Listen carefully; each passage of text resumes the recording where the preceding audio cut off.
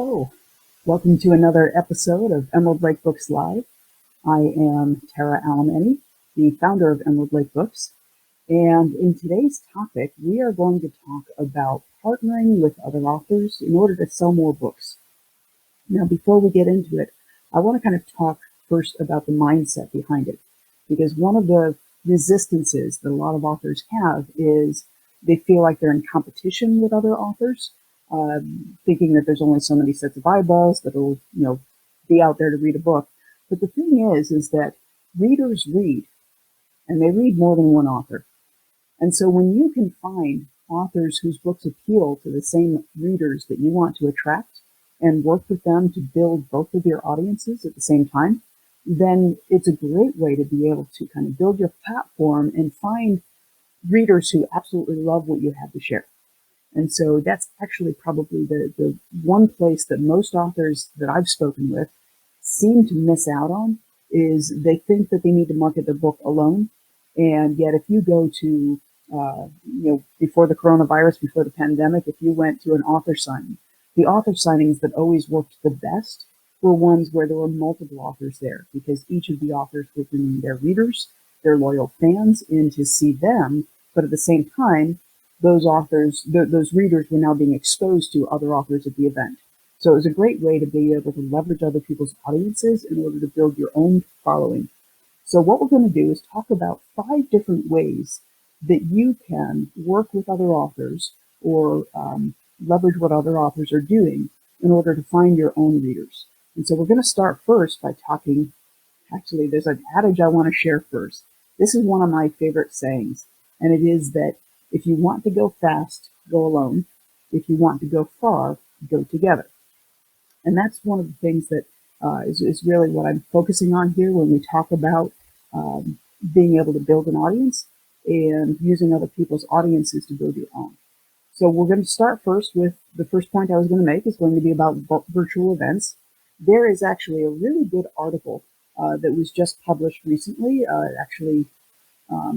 within the last few days, last 2 weeks, that is on the book club, and it is about virtual book launch events, 8 ideas from different authors. Now, why I like this particular article so much is that it talks about different ways that you can do different types of live recordings or ask me anythings or Twitter chats. And for each one of these examples, it gives you a story of how it was used, but then it also provides tutorials on how to go about doing that. So it's a great resource for those of us who are working on trying to build our audience that way. I'm actually going to drop the link to it in the comments area for the Emerald Lake Books Live page for this video, so that if you want to be able to find it yourself, you can go to virtual book launch events. It is insights.bookbub.com/virtual book launch events separated by hyphens. So that's where you can find that. If you are on the Emerald Lake Books Facebook page, though, or on our YouTube channel, you'll be able to find this in the comments below. So the next thing, so these virtual events, the reason that they work so well if you're doing it with another author is because both of you are inviting people to share, talking about a topic that's going to be of interest to both of your audiences. So I would make sure that if you're going to do a virtual event like this with somebody else, that you're focusing on something that you both share in common. So for instance, I wouldn't have a self-help author do it with a fantasy author. I would have 2 fantasy authors come together and do this kind of event together. Now, there are other kinds of virtual events, like there are virtual book clubs as well. And you can Google virtual book clubs for your specific genre to find groups of readers that are already together. But since our focus right now is on working with other authors, I'm not gonna provide a resource for doing that. That's something that you can look up on your own. But with the virtual events, when you're doing it with another author, as I said, you're going to choose something that's going to be relevant for both of your audiences. You're going to both promote that virtual event so that when people go there, they'll likely be exposed to one or another author that they haven't met before, which makes a win-win-win because everybody's happy to find a new author that they really like, a new book they really enjoy. We're always happy to sell more books. So it's a great way to go about doing that. Now, another thing that you might consider is actually doing what's called a newsletter or blog swap.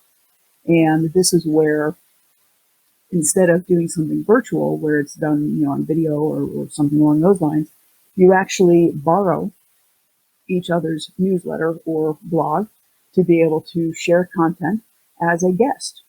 And so, for instance, I'm going to be doing this soon with Sandy Beckwith from Build Book Buzz.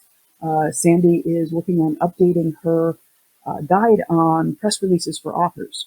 And so we're going to actually have her do a guest post on our blog so that she can talk about the relevance of press releases for authors, how to write them, how to get them distributed, and be able to offer her resource, her book that's related to that. And at the same time, while she's writing on our blog, we're going to be writing on her blog. And what we'll be writing about there is our update to our questions to ask before you choose a publisher guide. So we've kind of extended it. It's now 61 questions instead of 54. And there's a workbook to go with it now.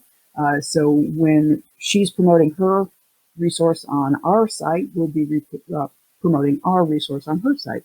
So it allows us to kind of share each other's audiences and get to know one another better and build that trust factor between us. Because when you can borrow somebody else's platform like that, you don't offer your platform to just anybody. You offer it to somebody that you consider to be a trusted resource. And so that trust rubs off from, for instance, Sandy's audience. They will be more likely to appreciate what I have to offer because Sandy appreciates what I have to offer, and vice versa. So that's another thing that you can do. The other thing that can happen with newsletters, though, is that rather than just doing a straight out swap, what you may do is cross promote in your newsletters instead. So there's a specific genre that I love reading, which is clean romance. We don't publish clean romance, so it means that I can be on review teams for these kinds of authors without any conflict of interest. And one of the things that I will often see as I'm on the newsletters for these different writers that I enjoy is not only are they promoting their own books, but they're promoting the books of their tribe, of other people that are authors in the same genre whose books they appreciate as well, because authors read. And so being able to provide that kind of lift and boosting each other's sales by being able to promote each other is a good way of doing that as well. Because your readers, as much as they may love you, oftentimes you can't write enough to keep up with the voracious appetites of readers. So if you can recommend to them other books that they'll enjoy as well as yours, it's a great thing all the way around. So another thing that you might consider is actually doing a bundled offer. And what that means is you find an author who has something similar that shares the same audience again. So for instance, those clean romance authors, what they may do is they may get together and each offer a novella as part of a bundle, as part of a box set, or as part of a series. And by putting them together and working that way, what they're doing is they're each promoting the piece that they wrote, but at the same time, readers that are exploring that are being exposed to what the other authors have written as well. So if you can get, 2, 3, 4, 5, 6 different authors doing that together, you can significantly increase the breadth and scope of your reach so that people can discover you. So another option is something that I've talked about on this Emerald Lake Books Live before. It was episode number 4 back in November of 2019. But we use Bookfunnel Promos. And so I'm actually going to bring that up and show you a couple of things about Bookfunnel Promos. We do have a video that I will have linked to in the show notes as well. As a matter of fact, let me drop that in there now so that you have it. But what this video does is it walks through the entire process of how to use Bookfunnel to set up a promo. And what Bookfunnel is it's a platform that you can put your books on, and then you can come into this promo section, and there are groups of people who are getting together and putting together promotions around specific subjects. So for instance, I'm just going to look real quick at the nonfiction promos. I open that up, and there are different types of promotions that can be done. So for instance, this particular promo is to boost Amazon sales. This is to boost your newsletter subscribers. This is sales on any platform. And so you kind of look through and you see what topic area is being covered. and look at the specific details of one. So for instance, this book's discounted to $1.30. That's an odd price, but this particular promo um, campaign manager has set that up. That's the requirements that he has. And so when you're going through it, you read through all of the information about it and make sure that your book matches that particular promotion's needs. But in doing that, what you've ended up with is different opportunities, different promotional opportunities, either to sell your book, build your mailing list, or to, sorry, to sell your book, build your mailing list, or to sell on a specific platform in a specific way. And so it's a great opportunity then to work with other people. Oftentimes these promotions, they'll have anywhere from a handful of titles to 100 titles. And if 100 people are all promoting to the same landing page, let me bring that back up so I can show you what that looks like. But if they're all promoting to the same landing page, so for instance, this particular one, what people are going to see when they join it is they'll see something that looks like this. And they'll have 99 and free box set. It ends May 21st. When the campaign is live, this haze that's over all of the covers will be gone. But all of these different authors are going to be promoting to this single landing page. And in doing that, what they're doing is they're all feeding the fire. They're adding fuel to the flame. And so what's going to happen is each one of them is sending their readership to that particular landing page and giving people the opportunity to discover new content that they'd be interested in getting. And in this case, because the promotion is a 99-cent or a free promotion, there should be a significant number of books that get claimed during that time. And so it's a great way of being able to share your audiences. The last one is a little bit more complex. And it's not so much about working in collaboration with somebody as understanding somebody else's audience. And that's by using Amazon ads. So when you are running ad campaigns, one of the things that you want to kind of pay attention to is what books are being bought that are being purchased by the readers that you want to attract. So you can go to, for instance, some of the top selling books in a particular category that you're targeting and look not only at that book, but all of the different books that are being bought by the same customer that are related to that book. And then you can run an ad campaign that targets each of those and says, all right, I want my book to be shown when people are looking for these other books. And so it's leveraging the existing readers, the existing buyers of those books, and making sure that you have an opportunity for your book to be found along the same lines. So I'm not going to get too much deeper into Amazon ads, of course, because I am not a pro at it. I certainly do it for my own business, but the expert that I always rely on for this particular information is Dave Chesson. And so he actually has a course that you can take, and I'm going to post that in the chat box as well, because this particular course is free. It is Dave Chesson is from Kindlepreneur, and what he does is he has a free course that you can take that shows you absolutely everything that you need to know about using Amazon ads. He gets into how to do your targeting. He gets into the difference between manual and automatic placement. He gets into the difference between lock screen ads and sponsored ads. And so all of these different things that you need to know.